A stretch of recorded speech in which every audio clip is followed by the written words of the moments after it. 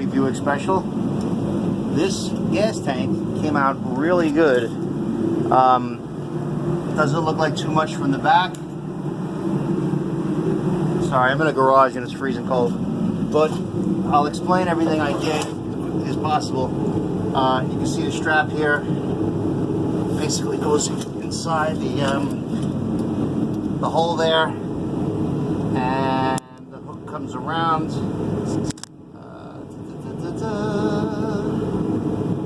Right there. Sorry. So that hook, it comes right back through that hole, and it holds like crazy. It was very hard. I had to. Hang on, my phone is freezing. I had to elongate.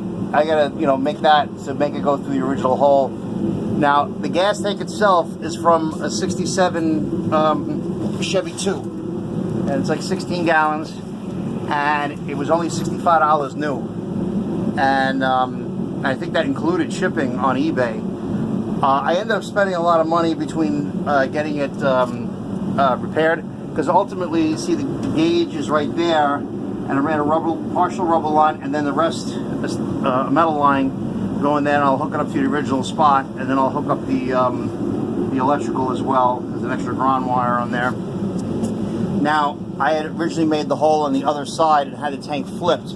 It seemed to fit better as far as where the outlet was, but in the end, because this tank is fatter on one side and skinnier on the other, for some reason it didn't want to sit right. It looked retarded. It was like covering up half the rear end there.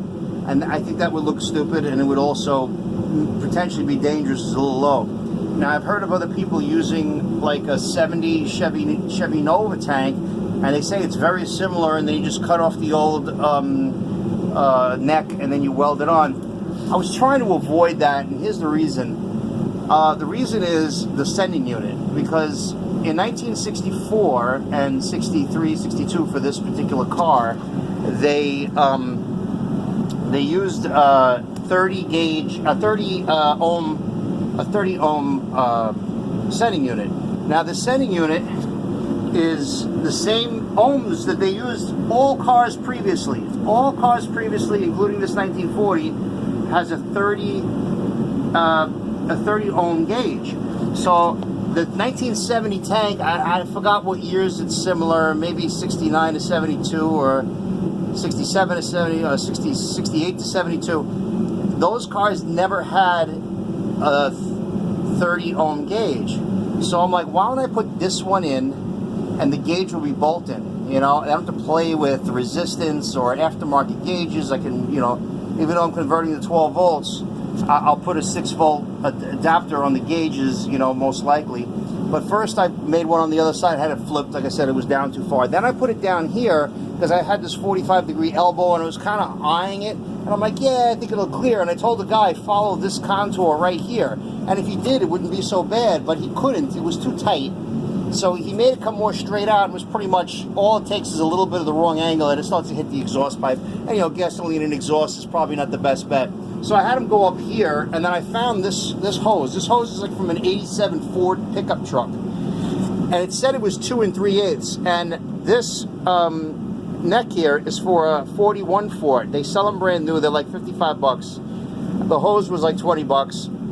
I had bought a universal 45-degree bend because I thought that's what I would need for this if I was able to complete this angle.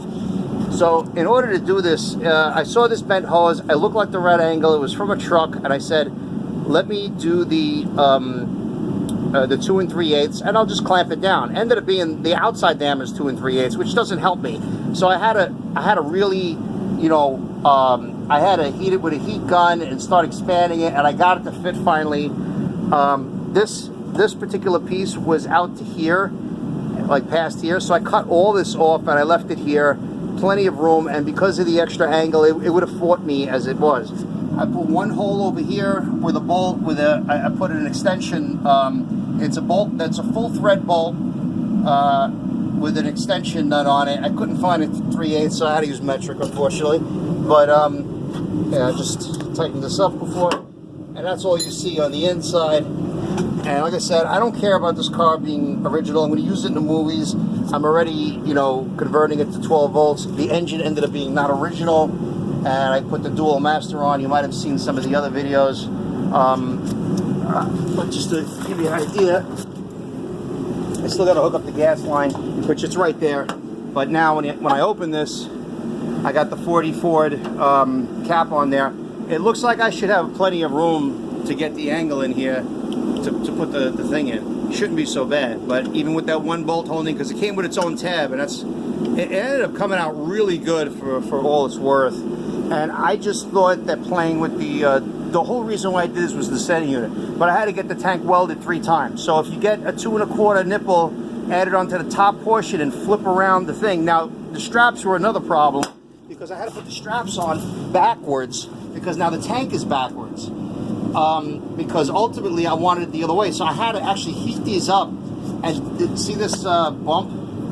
That's for support. These things would not bend. These, I think they're what do they call it? Spectre fucking, I forget now. Oh my god, it's such a common, it's a common company, but in the end, I had to heat them up, I had to hammer them, and I had to make the big part on this side and the short part on that side when it was the other way around, you know. And ultimately I wanted to bolt it in this way. That's why I wanted the tank the other way as well, and it just didn't work out that way. But you know, it's came out really good, I must say. I had a hard time straightening out those straps. Even though I heated them up, they really didn't want to go. And I stripped stainless steel, and then I had to hack it off. This was a stainless steel bolt, and I actually tried to cut this with a bolt cutter, and unfortunately I nearly cracked a rib, because I put the arm of the bolt cutter against my chest. I used 2 hands on the other side, and when I pulled, I heard a crack in my chest. I had to go to the emergency room. Wonderful. So I basically just agitated everything, and I couldn't breathe, and I still can't breathe. I can't cough. So yet I'm doing work. So it's going. It's, you know, these bolts here, I can give you the GM part number. They're metric bolts also, but I kept stripping these other bolts that I was getting from Ace Hardware, and you need really a full threaded bolt. So these are made for fuel tanks from some year. I just happened to find them. They were the right length. It was very hard to start them. I needed every single thread here to get it started. Now it is sitting, you know, just about level with this, and the wood piece that goes over this, it's probably going to be in the way. I don't know if I'll grind this off afterwards, or if I'll just put a hole in the wood. It's old wood.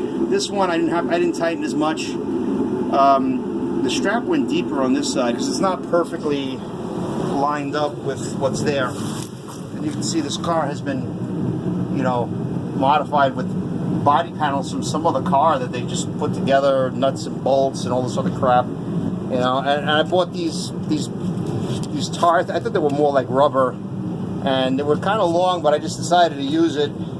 And that way it went here, and God forbid if this is painted, it's not even touching actually on either side. So I said, fuck it, I'll save the other 2 for another project. This didn't get in all the way, unfortunately, and it's gonna stay like that. I gotta change these guys, because they're, at least the one on the other side is definitely worn out, but this looks like original. But the back end here is gonna come out pretty good. This is the line. I just gotta put that together, put a couple of clips holding the line, and I'm going to be ready to start this soon. I just got to do some minor wiring. I do want to crank it up before I really do the majority of the wiring, but I must say this came out really good for working on my back in a garage. So I'm pretty happy about this. It's not close to the exhaust. It's going to be safe. It's going to have probably more fuel than the original one had, or about the same. It's at least 16 gallons. So at least I'm in Long Island, New York, so I can go to the city and back on a half a tank probably, you know. At least I can take a long trip back and forth on one tank without having to refill. But it's better than putting a fuel cell in. It's better than doing all that stuff. It's more original looking, and I thought it was fair. And if somebody wants to buy my old tank, it's intact. It's just, I could tell it has like 20 pounds of rust in it, but it looks pretty pretty solid. Again, ultimately it's not what I wanted to do. But I think I ended up putting it upstairs in my storage. But getting here. What else? So I got the fan on. I put this other wider belt on. I'll tell you, the belt that was on there was the wrong belt. I don't know if I ended up putting these videos for this alternator. I went through a lot of trouble, but I put the bottom bracket on the other side with an adapter. So and I cut the alternator here. This is a large GM alternator that came out over here, and I cut this off because the original generator, in order to really use this, see, I actually cut this and re-welded it. I did it twice. I was adding to it because I thought I did bad measurements at first, you know, but I ended up putting a bolt in there, a spacer, a nut, and then I put this extension bar, and then I put the bolt utilizing that. It's solid. It's not going anywhere. Then I got this this big wire here.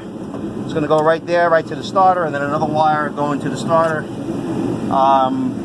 So this is going to work out pretty good. I just got to figure out what wires I need to splice in. I'll see what I do. I'm not sure yet. I got these adapters that go from 12 volt to 6 volt for some of the items in the car that need to stay 6 volts unless I end up playing with them and change them. I have no idea about this carburetor, but my guess is this car is sitting for 20-30 years.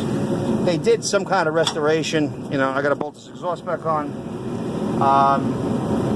You know, but it looks like they eliminated the thing for the carburetor, the switch for the carburetor here. I don't know how or what. I think they were probably trying to get it started and they clipped it back then. They just gave up. Let's see, but I got the newest style starter there from eBay. I did all the wiring here, and they had the wrong plugs in the motor. It's actually like a 50 to 53 motor. Because of the style of water pump, that drove me crazy. And the aftermarket water pump brings the belt down about 2 inches from the original one, or at least an inch, I should say. And that threw off my belt sizing. And I got lucky. I found this belt on eBay, Rock Auto for $1. So I got 2 belts, and I hoped it was right. It's like a 5/8 belt, so it fits the aftermarket pulley. And it fits deeper inside the regular, you know, the stock pulleys. So it's coming along, and the clutch worked out okay. Sorry, I said I was going to do this fast because I was just going over there with the back there, but I had to rig something for this. It's a mess right now, but I cleaned all this up. I put some rubber washers in there. This bracket is new. Where am I? They put some washers in there, and I put a spring in there. I saw in an illustration somewhere it's supposed to be a spring, and it was gone. You know. So this is the original clutch linkage. I think I showed you it was worn out, and I put the Heim joint going all the way there to there, so it should be more durable. I greased all this stuff up. I got to put a return spring on the brake pedal right here. I may give myself a little less brake play. It was a little funny. I had to play with.